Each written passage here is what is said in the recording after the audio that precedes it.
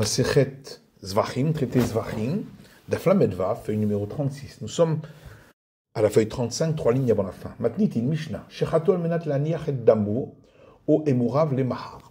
Si il a abattu rituellement un sacrifice avec l'intention de laisser son sang ou ses parties à être offertes sur l'autel pour le lendemain, o leotzian nachutz, ou pour les sortir à l'extérieur du temple, Rabbi Yehuda possède. Rabbi Yehuda dit que le sacrifice n'est pas valable, Chachamim marchirim, et les sages disent qu'il est valable.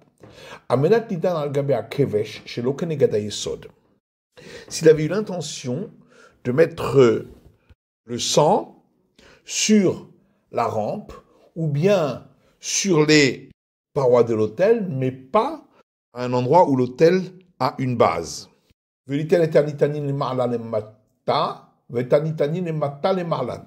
Ou bien de mettre le sang qui aurait dû être mis dans la partie supérieure des parois de l'autel, de le mettre dans la partie inférieure. Ou ceux qui auraient dû être mis dans la partie inférieure, de les mettre dans la partie supérieure. Vetanitanin bifnim bachutz, ou bien de mettre le sang qui aurait dû être mis à l'intérieur du palais du temple, à l'extérieur. Vetanitanim bachutz bifnim, ou le sang qui aurait dû être mis à l'extérieur du palais du temple, de le mettre à l'intérieur. Shirlu temeim, ou bien avec l'intention que des personnes impures mangent du sacrifice. Shiakrivu temeim, ou que des personnes impures l'offrent. Shiorluhu aredim, ou que des personnes incirconcis en mangent. Shiakrivu aredim, ou que des personnes incirconcises l'offrent. Le shaber atzamot à Pessah, ou de casser les os du sacrifice pascal. L'echol et menuna, ou de le manger à moitié grillé, ou le ha'av damou bedam absulim, ou de mélanger le sang d'un sacrifice avec du sang qui n'est pas valable, kacher. Dans tous ces cas-là, le sacrifice est valable, car l'intention n'invalide le sacrifice que lorsqu'il s'agissait de consommer en dehors du temps imparti ou en dehors de l'espace imparti. Ou bien pour le sacrifice pascal ou le sacrifice expiatoire, de les offrir au nom d'un autre sacrifice. La Gemara demande c'est quoi la raison de Rabbi Yehuda. Amar Rabbi Elazar, Rabbi Elazar dit trekra ektivé. Il est écrit par deux fois la même chose, Benotar, concernant la viande de sacrifice qui a dépassé le temps imparti. Quand tu verras Homer, une fois il est écrit dans l'Exode, l'ototiru mimenu al boker. Vous n'en laisserez pas du sacrifice pascal jusqu'au matin. Et ailleurs, dans Lévitique, il est écrit concernant le sacrifice de remerciement, lo yaniach mimenu al boker. Il n'en laissera pas jusqu'au matin. Imeno inyaniach. Et donc, puisqu'on n'a pas besoin du deuxième verset pour laisser jusqu'au matin, teneo l'inyan marchavat rinouach. On l'utilisera pour l'intention d'en laisser jusqu'au matin. Pour dire que ça invalide le sacrifice. Rabbi Yehuda ekra le'achiudeata. La Gemara demande, mais est-ce que pour Rabbi Yehuda, cette phrase-là est venue pour cela? Pourtant, on l'utilise pour un enseignement qu'on a vu dans une braïta. Qui dit, il est écrit dans Lévitique, et la chair du sacrifice de remerciement de son pacificatoire, etc., on n'en laissera pas jusqu'au matin. La manuletoda shenechelet liyom belayla. On apprend de là que le sacrifice de remerciement doit être consommé en un jour et une nuit. Halipin, pour ce qui est du sacrifice de remerciement qui a été remplacé. À un moment, on l'avait perdu. Vladot, ou les petits d'une bête de sacrifice. Mourot, ou les animaux qui ont reçu le transfert de sainteté d'un sacrifice. Naïn, d'où le sait-on. Taboul Mahar, c'est pourquoi on trouve ce terme et la chair. Hatat ve'acham minayin, pour le sacrifice expiatoire et le sacrifice délictif. Minayin, d'où le sait-on qu'on doit le manger un jour et une nuit. Taboul Mahar, c'est parce que on trouve également le mot ici, zeva, le sacrifice. Et ce mot est en trop. Et d'où le sait-on pour y inclure le sacrifice pacificatoire d'un abstème à la fin de sa période d'abstinence. Et pour le sacrifice pacificatoire qui est offert le jour où on offre le sacrifice pascal. Parce que on trouve le mot et c'est pacificatoire. L'Armétoda, et d'où le sait-on pour les pains du sacrifice de remerciement et les boules et les galettes, le sacrifice de l'abstème, qu'on les mange en un jour et une nuit, parce que il y a aussi le mot son sacrifice qui est en trop. Kulan kore anibahen lo yaniach. Et donc pour tous ces éléments sanctifiés, on applique l'injonction de ne pas en laisser jusqu'au matin. Et la Gemara répond, Imken, si c'était venu que pour cet enseignement, les makra lototiru. Le verset aurait pu dire simplement, vous n'en laisserez pas. Maïlo yaniach. Pourquoi c'est écrit?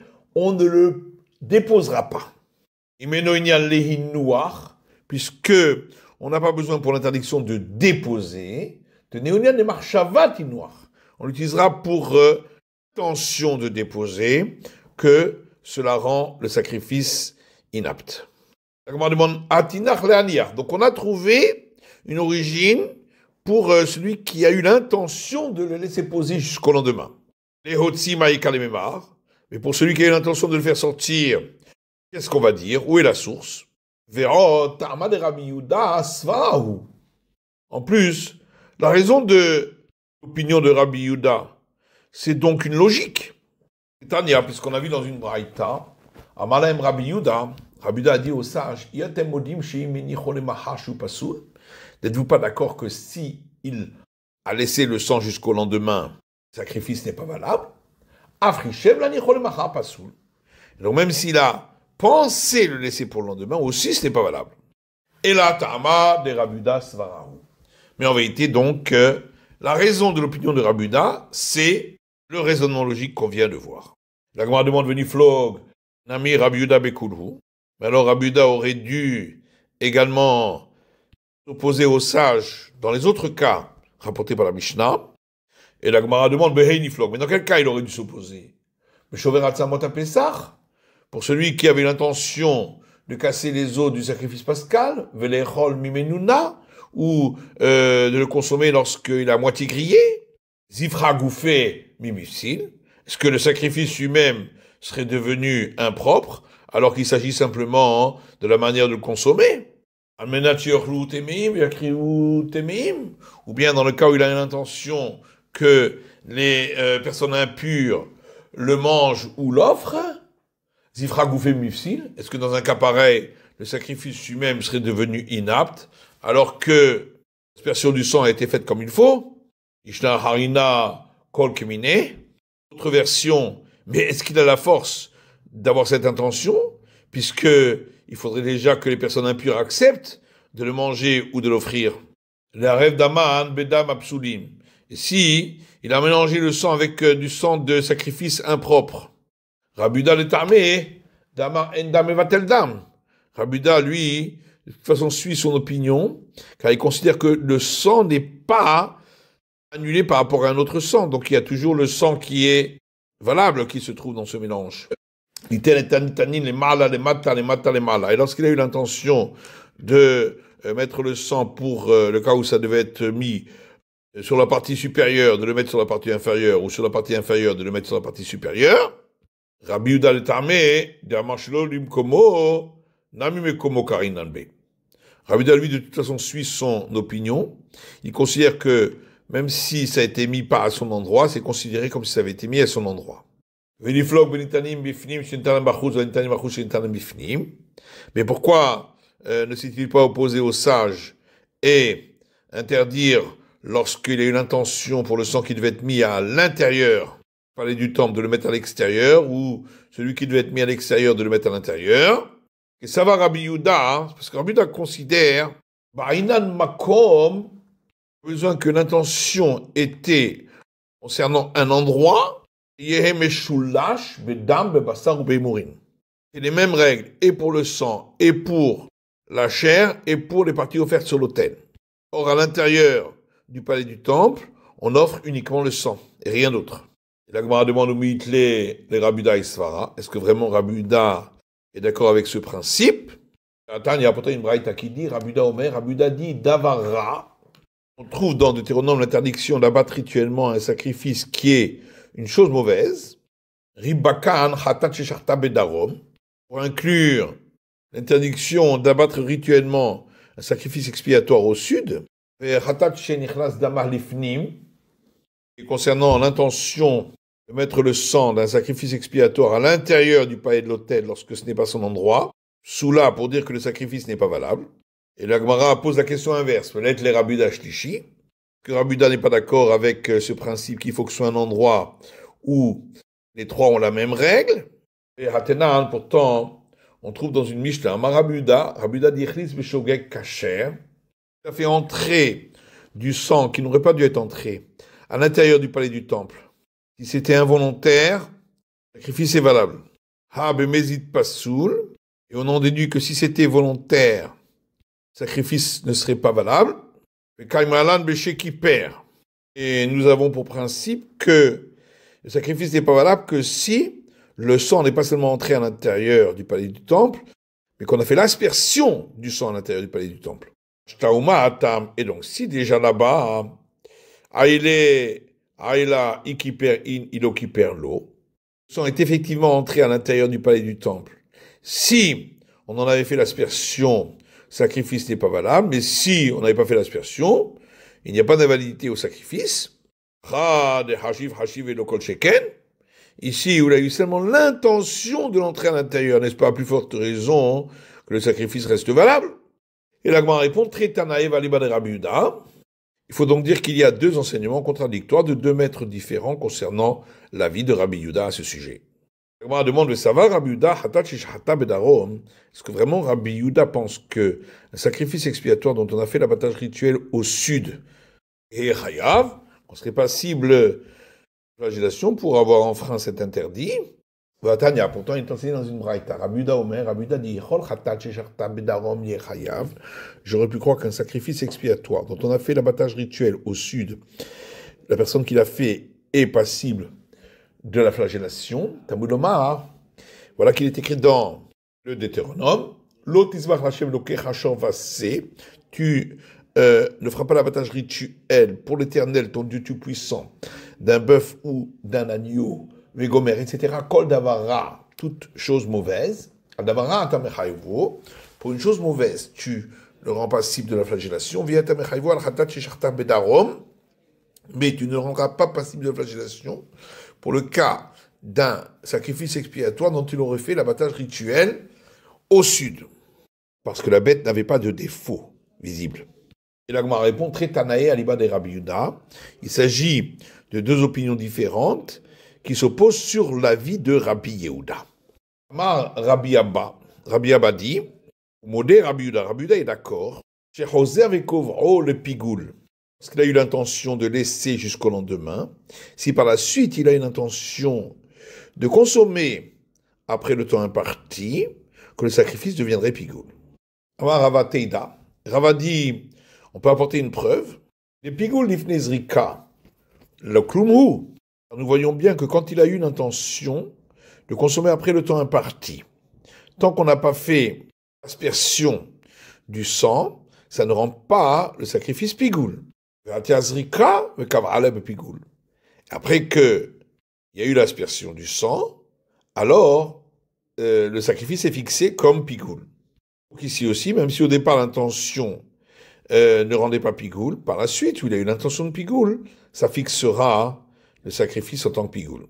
La Gemara dit Velohi, en vérité, c'est pas une preuve. Là-bas, il s'agit de la même intention qui, au départ, n'a pas eu d'impact, et puis elle aura un impact par la suite. Ici, il s'agit de deux intentions différentes qui ont eu lieu. Donc, c'est pas sûr que la seconde intention rend pigoul alors qu'il y a déjà eu la première, qui a rendu le sacrifice impropre. Et tu verras Ravuna et Rabbi Abba. Ravuna objecte à Rabbi Abba, à partir d'une braïta qui dit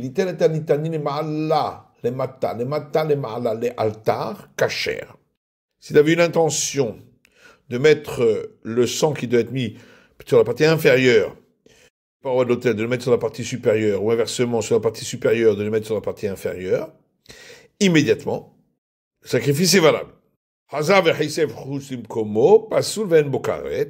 Si ensuite il a eu l'intention de consommer en dehors de l'endroit imparti, le sacrifice n'est pas valable, mais on n'est pas passible de la sanction du retranchement si on le consomme. Chotzisbano, et s'il a une intention de consommer en dehors du temps imparti, pigoul, le sacrifice est pigoul, et donc non valable, et celui qui en consommerait est passible du retranchement.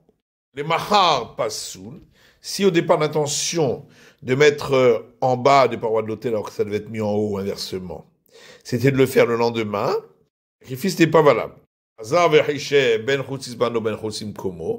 Et si par la suite il a une intention de consommer, que ce soit en dehors du temps imparti ou en dehors de l'espace imparti, pasoul ven bokaret. Le sacrifice n'est pas valable, mais celui qui en consomme n'est pas passible de la sanction du retranchement.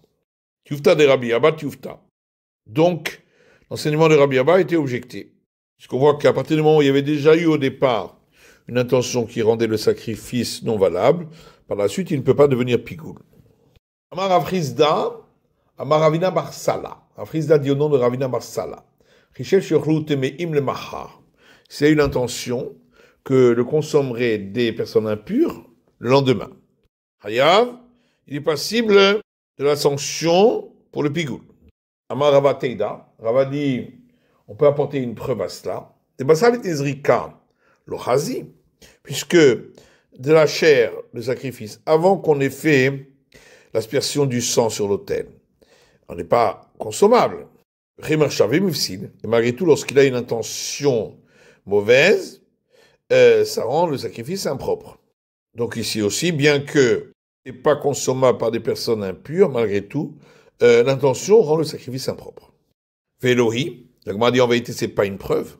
Atam, Zarik ou Mirze. Dans le second cas, lorsque il fera aspersion, ça rendra le sacrifice propre à la consommation. Alors que dans notre cas, ce n'est pas propre à la consommation par des personnes impures. Amar Afrizda. Afrizda dit Margela bepoumé de Ravadimi bar Hinana. Ravdimi bar Hinana a l'habitude de dire Basar Pesar shelo hutzla. C'est la chair de sacrifice pascal qui n'a pas été grillée. Velahmetoda shelo hurmu. Et les pains du sacrifice de remerciement dont on n'a pas prélevé le prélèvement pour les prêtres. Hayavin aliem mishum tuma. Une personne impure qui en aurait consommé est passible du retranchement pour cela. Bien que ce n'était pas consommable par ailleurs. Amar Rava Teida, Rava dit, j'ai une preuve de Tanya, puisqu'il est écrit dans une braïta. Asher Lachem, on trouve dans Lévitique concernant la personne impure qui mangerait les sacrifices, les mots qui est pour l'Éternel. Le Rabbot Emoré, Kodashim Kalim le Touma. Pour inclure, s'il a mangé des parties des sacrifices de sanctification légère, alors qu'il était impur, qu'il est passible de la sanction du retranchement. Alma, on en déduit donc, bien que ces parties-là ne sont pas aptes à être consommées, celui qui les consomme alors qu'il est impur, il est passible de la sanction du retranchement. Achanami, dans notre cas aussi, bien qu'il s'agisse de parties qui n'étaient pas aptes à être mangées, si une personne impure les a consommées, elle est passible pour cela du retranchement. Velohi, la Gemara dit en vérité, c'est pas une preuve. Hatam là, kalim, ce qui est des parties qui sont à offrir sur l'autel pour les sacrifices sanctification légère, Hazul Gavoa, ils sont aptes à être offerts pour le très haut. Les Apouke Bassa Pesa Shelo Hutzla Velahmetoda Shelo Homu, alors que ce n'est pas le cas pour la chair du sacrifice pascal qui n'a pas été grillée, ou les pains du sacrifice de remerciement dont on n'avait pas encore fait le prélèvement, qui ne sont pas aptes ni pour le très haut, ni pour être consommés par une personne humaine. Lishna Harina, autre version, qui revient à la première version, mais en d'autres mots. Velohi, en réalité, c'est pas une preuve. Hane Mourin Chazul Miltayu, parce que les parties qui sont à offrir sur l'autel, elles sont aptes pour ce pourquoi elles sont destinées. Hane Elo Chazuklal, alors que dans notre cas, ce n'est pas apte à être consommé du tout. Adran Alar Kol Apsulin, c'est la fin du chapitre. Mishnah Bet Shammai Omrim. l'école de Shammai disent, tous les sangs qui sont mis sur l'autel à l'extérieur du palais du temple, si on les a mis une fois sur l'autel, qui perd, l'expiation a eu lieu. Mais pour le sacrifice expiatoire, il faut au minimum que ça ait été mis 2 fois. Et l'école du Hillel disent, qui perd. Même le sacrifice expiatoire, si on a mis le sang une fois sur l'autel, il y a eu expiation. Le fichar, c'est pourquoi. Si la première fois où on a mis le sang, c'était dans les règles, et la deuxième fois, c'était avec l'intention de consommer en dehors du temps imparti, l'expiation est quand même valable puisque la deuxième fois ne sera pas prise en compte. Et si la première fois il avait mis le sang avec l'intention de consommer en dehors du temps imparti, et la deuxième fois avec l'intention de consommer en dehors de l'espace imparti, le sacrifice n'est pas valable avec le statut de pigoul, chayvim alav karet, et si on le consomme, on est passible de la sanction du retranchement, puisque on ne tient compte que de la première fois où ça a été mis. Tous les sangs qui sont mis sur l'autel à l'intérieur du palais du temple. Chez Imriser, Arat Minamatanot, Keilulo qui perd, si il a manqué une des fois où on doit mettre le sang, c'est comme s'il n'y avait pas eu d'expiation du tout. C'est pourquoi Natan Kulan Ketikunan. Si chaque fois qu'on a mis le sang, c'était selon les règles. Et une fois, c'était pas selon les règles, Psoula, le sacrifice n'est pas valable. Ben Bokaret, mais il n'y aura pas la sanction de retranchement pour celui qui consommerait de ce sacrifice, car il n'y avait qu'une partie du service qui avait été fait avec cette intention. C'est la fin de l'étude du Daf Lamed Vav de la feuille numéro 36.